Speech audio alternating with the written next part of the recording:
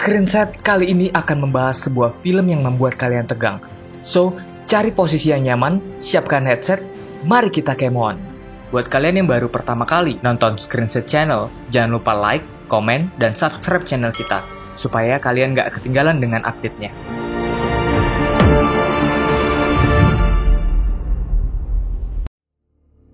Come True adalah film tahun 2020 yang diproduksi EFG Midnight, Copenhagen Entertainment, dan Angel Entertainment. Film ini berasal dari Kanada dan disutradarai oleh Anthony Scott Burns. Sutradara yang konsisten membuat film-film misteri atau horor yang pas buat tegang gitu. Film-filmnya seperti Holiday tahun 2016, Our House 2018, dan In the Tall Grass tahun 2019. Sama seperti film-film sebelumnya, yang konsisten dengan misteri dan horor, kali ini Come True dikemas dengan genre science fiction. Isi ceritanya juga banyak bumbu-bumbu misteri dan horor, sehingga kita sebagai penonton agak penasaran bercampur tegang ngikutin jalan ceritanya. Tapi sebelum masuk cerita, kita kenalan dulu yuk, siapa-siapa aja aktor dan aktris di dalam film ini. Pemeran utama di film ini bernama Sarah Dunn, yang diperankan oleh Julia Sarah Stone, Zoe, yang diperankan Tedra Rogers, Landon Lee Boyron sebagai Jeremy yang menjadi ilmuwan, dan rekannya Anita yang diperankan oleh Carly Reisky. Film science fiction mengambil irisan ilmu psikologi dan berdurasi 105 menit. Diawali dengan konsep psikologi Carl Jung, yaitu persona, anima animus, the shadow, dan the self yang memiliki dinamika melalui cerita ke dalam sosok Sarah. Sarah diceritakan sebagai pemudi yang masih kuliah dan mempunyai kebiasaan tidur di taman atau menginap di rumah temannya pada malam hari. Kayak nggak punya rumah aja ya? Lanjut, rutinitas Sarah adalah kuliah dan Sarah cuma punya satu teman selama kuliah, yaitu Zoe. Sikap Sarah di kampusnya juga jarang berbicara dan keseringan tidur di kelas. Jadi, wajar aja ya menurut kita kalau Sarah agak sedikit antisosial. Tapi walaupun kegemarannya suka tidur, Sarah di kehidupannya sering terbangun lemas dan tidak bergairah. Akibat tiap kali tidur, Sarah mendapatkan banyak mimpi-mimpi buruk dan aneh. Keresahan Sarah semakin jadi setiap harinya saat mimpi-mimpinya semakin seram. Tanpa disengaja, akhirnya Sarah menemukan sebuah brosur tentang penelitian mengenai masalah tidur. Tanpa pikir panjang, akhirnya Sarah terpilih menjadi salah satu volunteer dari penelitian tersebut. Ternyata, setelah waktu yang ditentukan, Sarah mengetahui bahwa dia tidak sendirian menjadi subjek penelitian tersebut. Dan Sarah mendapatkan fakta bahwa ada beberapa orang yang telah bertahun-tahun mengikuti penelitian tersebut. Saat malam pertama mengikuti penelitian, para ilmuwan dikejutkan dengan mimpi yang dialami Sarah. Jadi kawan, saat sebelum tidur, para volunteer dipasangi alat di kepala mereka yang penuh dengan sensor yang bisa menampilkan isi dari mimpi mereka yang terhubung dengan layar pengawas. Hasil studi eksperimen yang diikuti Sarah tidak berjalan sesuai ekspektasinya. Sosok apa yang selalu hadir di mimpi buruknya selama ini malah semakin jelas dan lebih menakutkan, membuat kondisi psikologi dan fisiknya menurun. Sampai-sampai Sarah mengalami cedera pada matanya dan mengancam ingin berhenti sebagai volunteer bila tidak diberitahu apa maksud dan tujuan dari penelitian tersebut.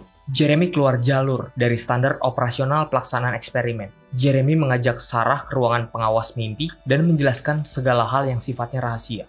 Jeremy memberitahu pada Sarah bahwa mereka mengetahui setiap mimpi dari volunteer. Setiap kali ada volunteer yang bermimpi buruk, para ilmuwan hanya mengamati dan mempelajari sosok misterius yang menghantui para volunteer. Jeremy melakukan tindakan tersebut didasari perasaan pribadi terhadap Sarah. Terlihat Jeremy dari awal penelitian sudah tebar pesona kepada Sarah dan melakukan stalking pada kehidupan Sarah. Kita bisa melihat drama cinta antara subjek penelitian dan ilmuwan lewat film ini. Jeremy semakin perhatian terhadap Sarah saat Sarah mengalami mimpi buruk kesekian kalinya saat eksperimen penelitian ini berlangsung. Sarah mengalami kepanikan sehingga memutuskan untuk kabur dari penelitian tersebut. Jeremy mengikuti perasaannya dan meninggalkan ruang pengawasan mimpi untuk mengejar Sarah. Saat kedua sejoli itu kejar-kejaran, di tempat penelitian terjadi penemuan yang paling diharapkan.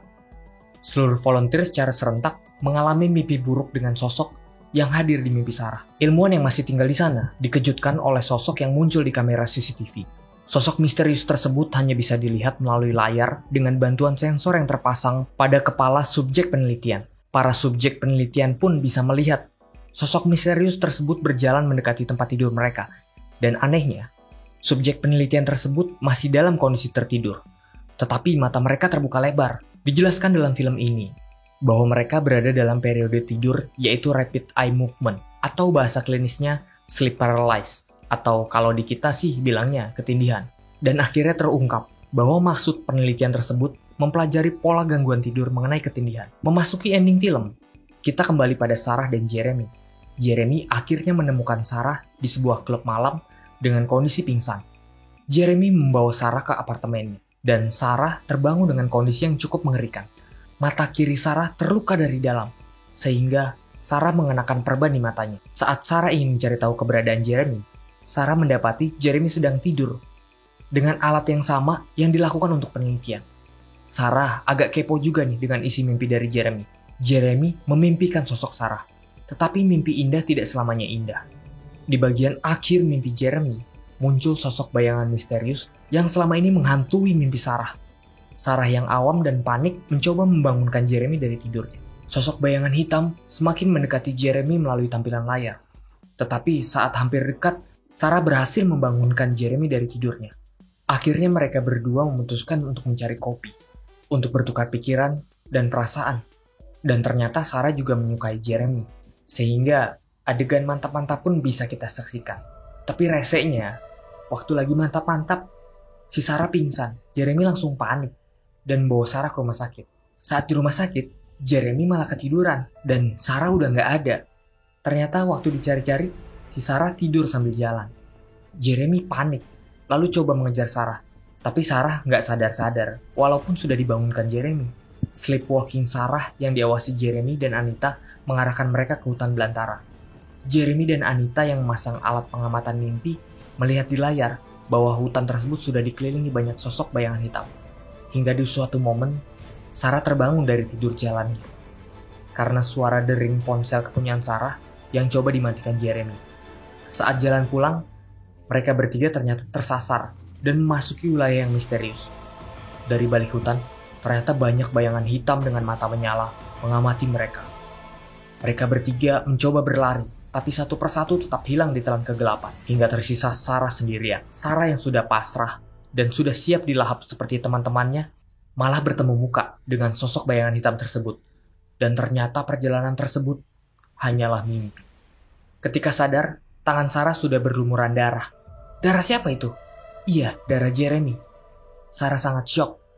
Saat bercermin, Sarah menemukan wajahnya penuh darah dan mulutnya tumbuh gigi layaknya Dracula. Di dalam ratapannya, Sarah dikagetkan oleh notifikasi pesan dari ponsel yang berisi kebenaran keseluruhan cerita. Dan, eng, kalian pengen tahu isi pesannya? Begini isinya. Jika kamu membaca pesan ini, kamu telah mengalami koma selama hampir 20 tahun. Kami sedang mencoba sebuah metode baru.